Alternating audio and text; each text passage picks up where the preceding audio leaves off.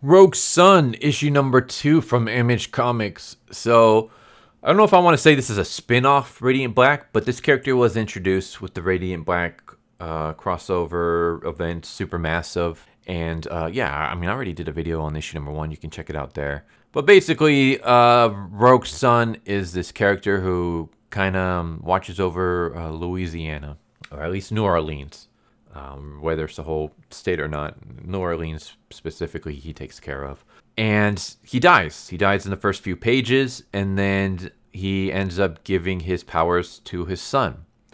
Well, one of his sons, his firstborn son, who absolutely despises him. And the reason his son despises him is because he abandoned him and his mom to marry some to marry some rich woman, and he fathered a family, with that new woman, and he basically ignored his previous family and let them live in poverty. Yeah, so he has these powers. He realizes that at first he's like gun ho for having these powers because he's like, well, if I'm a superhero, maybe I can make a lot of money, and now me and my mom can get out of poverty. We can now like live it up. Maybe not first class, but at least we can maybe be like a middle class family now. However, he realizes that the suit has his dad's ghost or soul within it, and so now he's pretty much trapped with his dad. And so, of course, he doesn't like that whatsoever. So we have him fighting with this werewolf with bat wings, and the werewolf beats the crap out of him. And I was like, okay, I like this. I like the fact that we have a character who's getting superpowers for the first time, and he's losing. He has no idea what to do with these powers. This is good. This is one of the reasons why I hated a lot of the new Marvel characters. I say new, but I mean, the characters that came out in recent years and stuff like that, is that they don't struggle. Like, as soon as they get their powers, they're already the bestest ever. Like, they're even better than the character whose identity they're taking. So I like the fact that we have a character struggling. That's the way it should be. This is his very first time using these powers. He's never had any practice. He never, assumed he was going to be a superhero. So he never prepared himself. It was just kind of thrust on him. And now he's trying to learn the ropes, and he's trying to learn while on the field. So obviously he's going to screw up a lot. And he does. He screws up a lot. He basically is about to get killed when the sun comes up. So the werewolf has to run away.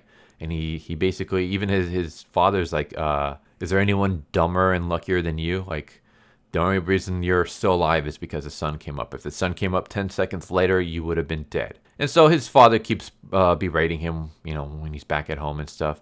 And Dylan is pissed off. He's like, I don't want anything to do with you. Like, shut up. You're dead. Maybe that's why you're dead. Maybe you're dead because you're such a huge liar. Why did you give me the power? Like, you had another family. Why didn't you give it to them? And the father does lie at first.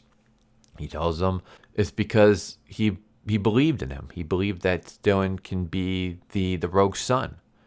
And then later on, we find out that that's not the case. Near the endish of the chapter, basically, we get more of Dylan's life. We get him with his mom. And I actually like his mom for a change. His mom is aware that he's a superhero. His mom doesn't stop him from being a superhero, but she is worried about him. She's like, I'm worried that, when you come home covered in bruises, I know that, you have this power, you have this responsibility, but your life comes first. Like, I don't want you to push away your schooling. I don't want you to push away your education. I don't want you to push away your future for this. Like, you can continue being a superhero, but please, like, put yourself first, put your future first. So it's like, okay, that's good. I like this mom. This mom's understanding. She just wants the best for her kid. She's still willing to let him go out and be a superhero because she knows how important that is, not just to him, but to other people in general. Like, people's lives need to be saved and stuff. But she's also, like, not just brushing it off like, oh, yeah, my son's a superhero or whatever. Like, she still wants him to help out. And then we get Dylan being a bully at school and bullying a kid to help him cheat on this test. And then we have him talking to his half-sister, who is the one that is familiar with all the powers and stuff like that. She, for some reason, has all this information on the Rogue Sun. Maybe, yeah, I think she knew that her father was a Rogue Sun ahead of time. and maybe she learned about all the Rogue Sun powers and stuff because maybe she assumed that her brother was going to take over the role. Whatever. Anyways, he goes to her for information, and she basically tells them, she talks about her life. She is envious that Dylan can talk to her father whenever she wants. Her father was basically he missed like birthdays and stuff like that, and he would tell her that he loved her, but his father's love for their children is just like a superhero's love for their cities. And even though I don't want to be gone, I have to protect you and stuff. And Dylan's like, yeah, that's something a deadbeat dad would say. And we have his half brother comes in and is disappointed that Dylan is the superhero, and Dylan even kind of mocks him. He's like, well, apparently Daddy didn't believe you as much as you believe in yourself, but if you want to try on the helmet, go for it. And he gets upset and walks away because he knows that he can't. So yeah, we see Dylan later on. He gets attacked by the wolf creature again. And I'm not going to go through the fight, but I will talk about what I mentioned earlier, where we have the father basically tells Dylan the truth about why he hand over the powers to him. And he said, I didn't give you the Rogue Sun powers because I believed in you. I gave it to you because I didn't know you. Because I suspected that someone close was trying to kill me. And I suspected that, if they succeeded, they would go after whoever had the powers next. Like they would assume that the powers will be granted down to the next family member. And I didn't know you. Like I don't care for you as much as I do my previous family. At least that's kind of like what's hinted at here, is that he even says like I couldn't paint a big target on he says Ari and Brock, which is the half sister, half brother of Dylan. So that just left you. Like it had to be a blood related member. I didn't want to paint a target on their back, so I dumped it on you because I don't care for you as much. I don't know you. I abandoned you. You're kind of like the sacrificial lamb. And this is my problem with this series, is the fact that every character in here is unlikable. Everyone. Dylan is a piece of garbage. He's the cliche angsty teen, but then you also add on the fact that he's a bully. He's a high school bully as well. And he's an unrepenting bully. And you have his siblings, his half-siblings. The half-brother is an annoying little twat with a stick up his ass. The half-sister is maybe the most likable, but that's not saying much because even she's not all that likable. Like she comes across as overly defending her father and insulting Dylan. Like she insults Dylan, thinks he's an idiot and stuff like that. And she's constantly making excuses for her father being a deadbeat. And it's like, maybe you should kind of understand where Dylan is coming from. Like, you look how upset you were when your dad missed your birthday parties because he was being a superhero. Well, now think of that every single day. Like he didn't just miss Dylan's birthday parties. He missed everything because he literally abandoned Dylan and his mom. He ran away and he left them to live in poverty. Their lifestyle is really terrible, by the way. They're barely scraping by. They're eating moldy food. And meanwhile, his dad's was living it up the rich life with his new family. He couldn't even pay child support. That's how bad of a dad he was. So yeah, she's pretty terrible. The father is annoying as hell. The father is just the worst dad ever. People make fun of anime dads, but God, this dad's just absolute garbage. The mom, Dylan's mom, I would say is probably the only likable character in the series, and she's not a main character. She's not a secondary character. She's more a background character. We barely see her. So I'm hoping maybe we'll see more of a relationship between Dylan and his mom, and maybe that can help Dylan grow or something. Because right now, I want to like this story. I mean, we got tokusatsu elements. We have, it seems like he's fighting supernatural. Like, instead of fighting aliens, this is a tokusatsu where they fight demons. And I'm like, sweet. Like, I like that. Like, for anyone, I love supernatural genres. I love stories about heroes fighting monsters, fighting demons. Like, that's always been one of my favorite genres ever. One of my favorite tropes.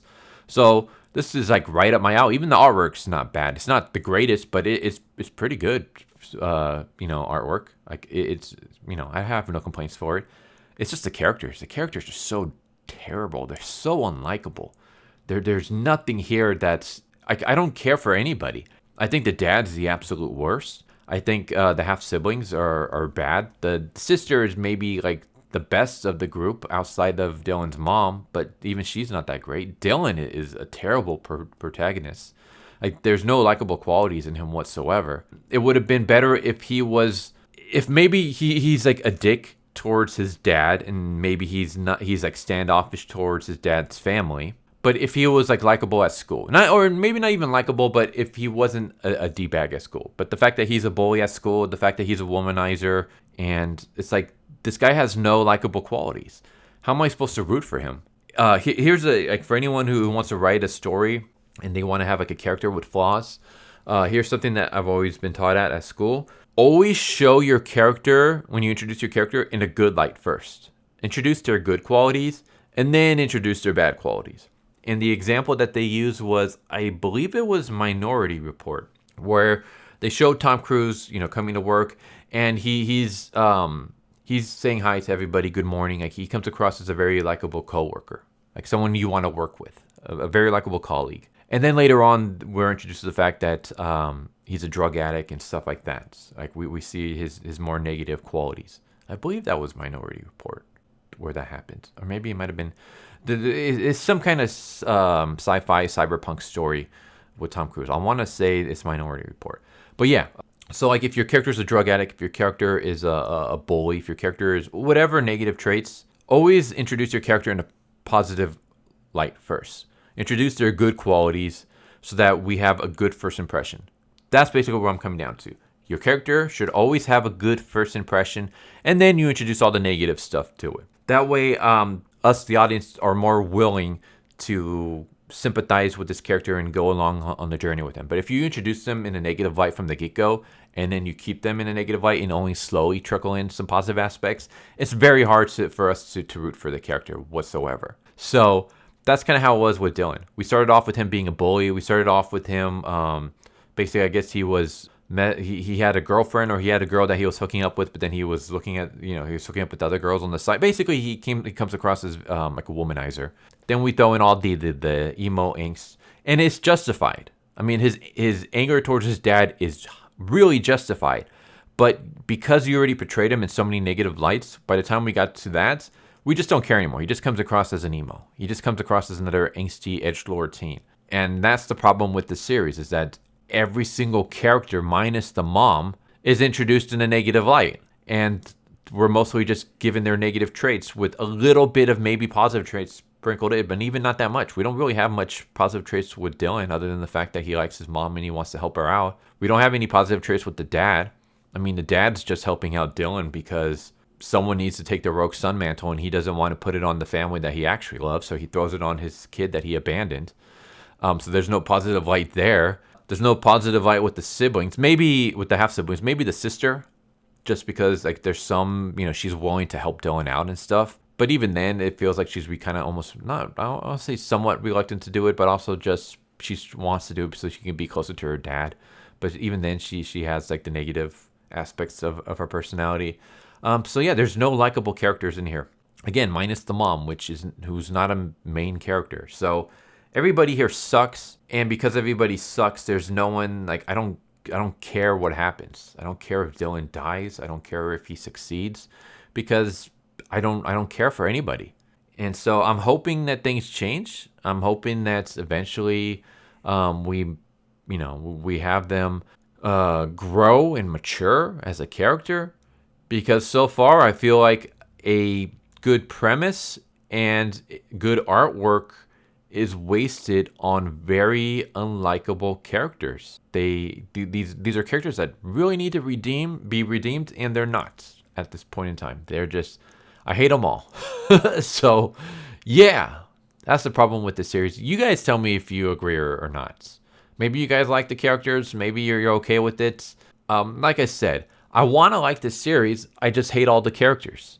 So if they can just change something about it, just make the characters grow.